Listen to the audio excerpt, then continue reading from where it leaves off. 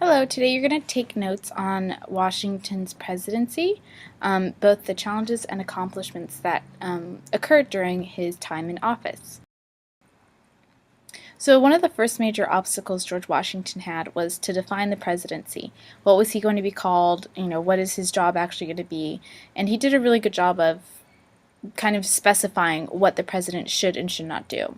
So first we identified what do we call him, and we call him Mr. President instead of some fancy long name.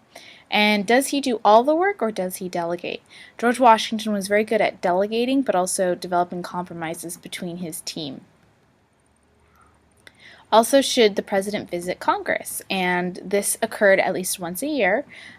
George Washington visited the Congress and would give a State of the Union in person instead of in writing.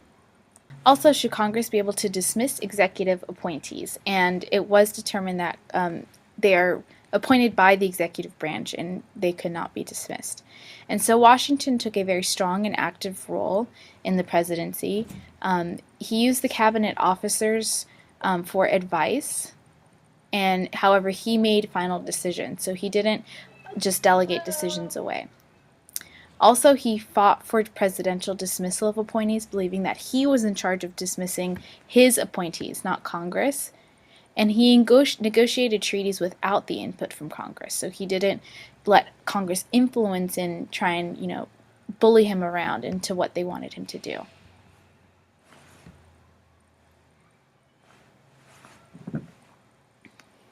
There are also several signs of problems in the new nation, and we're going to go in order of these problems. The first was the Genet affair. The next, number 2, is going to be the Whiskey Rebellion. Number 3 is going to be the conflict with Native Americans. And number 4 is going to be war with Britain again. So we'll go in order of these 4, explaining how each of them was a problem for the new nation. So the Genet affair. This was a problem that had its root with the French Revolution. In 1793, Edmund Charles is the ambassador to the United States, so he's sent from France to the United States as the ambassador.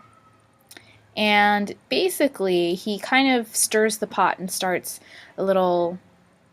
people start to speak out against the French government, but also speak out in general against leadership.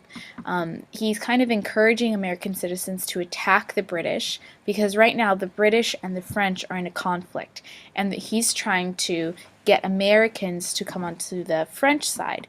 But America doesn't want to anger the British, and America also doesn't want to anger the French, so it wants to keep the peace between both sides. So now you're going to watch a video kind of seeing the interaction between the two.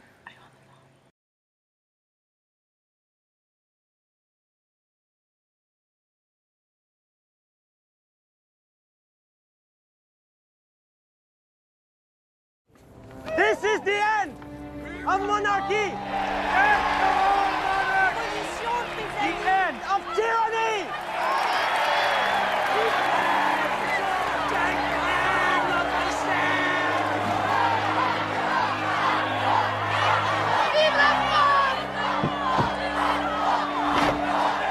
King Louis is dead!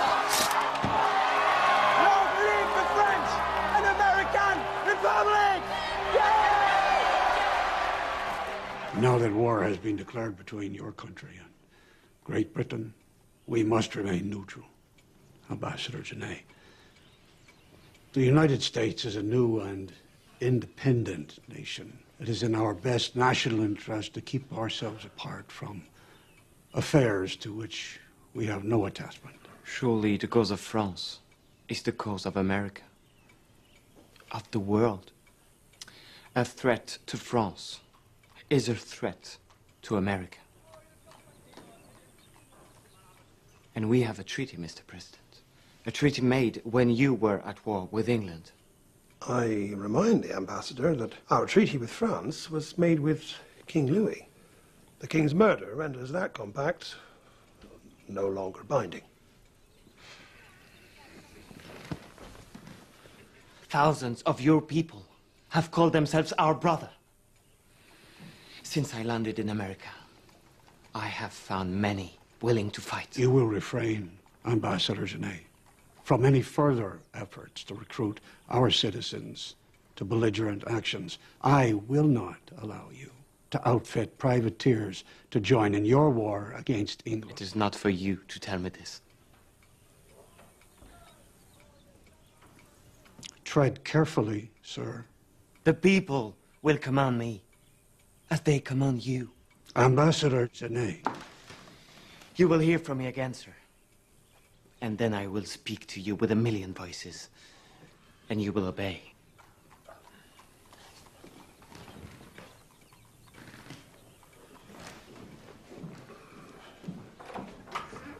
Famous French diplomacy. Mr. Jefferson, Ambassador Genet has taken leave of his senses.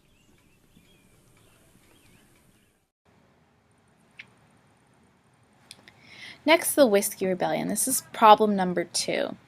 To pay off debt, Congress passed a whiskey tax.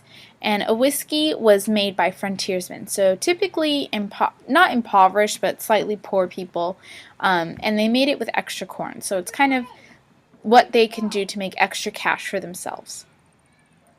And they view the whiskey tax as a stamp act.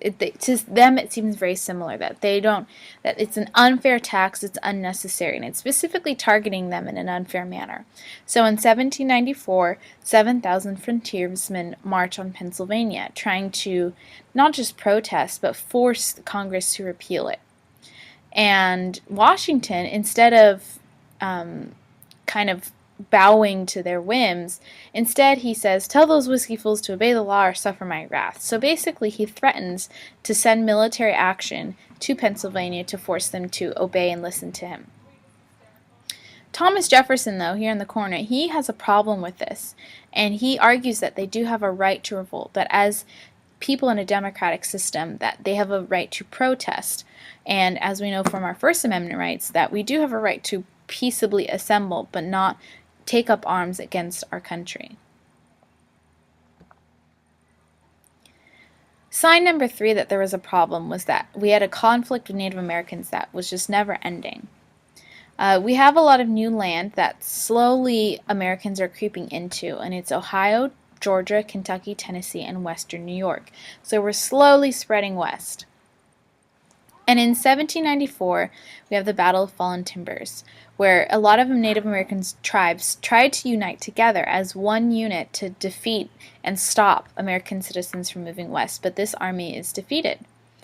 And so in 1795, we have the Treaty of Greenville, and Indians give Ohio, get money, and promise the U.S. would treat them fairly. So the U.S. says, you know what, here, we will give you Ohio, and you will get some money, and we will be okay with you. But it did open some territory for western expansion. So slowly we creep in, but we're using treaties to try and give them money and give them land. And we always say, oh, we promise we'll be good the next time. But obviously this is going to be changing throughout history. We also have an upcoming war with Britain again. We just got done with one, but Britain won't leave the Northwest Territory, even though it promised to leave the territory before at the Treaty of Paris. So they won't leave, and they're not leaving because they're controlling the fur trade.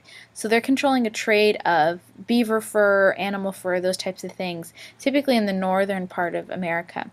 They're also selling guns to the Native Americans, which obviously is dangerous for us as American citizens because they're kind of our enemy. So they're doing little things to kind of bring around the downfall of the United States. And lastly, the final and major thing is the idea of impressment, which is forcing Native American sailors to serve in the British Navy. So what would happen is a British ship would attack an American one and force the sailors, either join us or die, kind of like in Captain Sparrow and with the Dead Man's Chest, kind of forcing them, you either serve with us or we'll kill you. And this is known as impressment. And so, yeah, as you can see in the picture, these poor, unfortunate souls are being impressed upon. And so to avoid war, John Jay is sent as an ambassador to Britain, and he negotiates a treaty with them. And there's an agreement that kind of matches this acronym. So FWAIDS, FWAIDS. And so the first agreement is empty forts on American soil. That's what F stands for.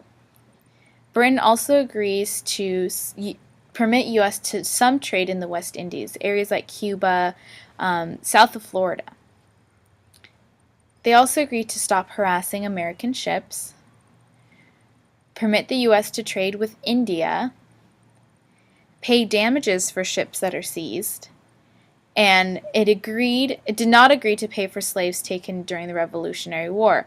So during the war, American slaves were taken by the British troops, but they said that they would not pay for those slaves, that they just became free afterwards.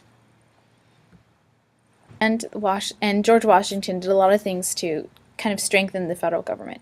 So first, Congress passed a lot of taxes, kind of preventing the importation of goods and encouraging American business to grow and expand. So they passed a tariff on imports and also a tax on liquor, and they also imposed kind of duties or mini taxes on foreign vessels. They also established the Departments of State, Treasury, and War. They passed the Bill of Rights, and they also passed the Judiciary Act of 1789, which creates a federal court system, which we kind of touched on when we learned about the different branches. So we have this is the basic system for courts. So we have state district courts, and then you appeal, go to the Court of Appeals. You appeal again, you go to the state Supreme Court, and your final appeal, you go to the U.S. Supreme Court. The other way is we have U.S. district courts and then a U.S. Court of Appeals that then goes to a U.S. Supreme Court. So the difference is this case originates within the state. This case originates within a U.S. district court. So there's U.S. district courts in every state, but there's also state courts as well. So those are two different types of court systems. Also, there's some other challenges that are faced by Washington. So building an independent economy, preserving independence away from Britain, and creating a stable political system where we could change leadership without people getting angry or frustrated. And we also have some other problems kind of still remaining or hanging on. So we have debt from the Revolutionary War, Britain is still occupying parts of America, and Spain is ignoring a lot of the boundaries that have been set up. And so within the Adams presidency, which is coming up next, we will see a lot of these problems resurface, and we're going to see how did Adams deal with these issues.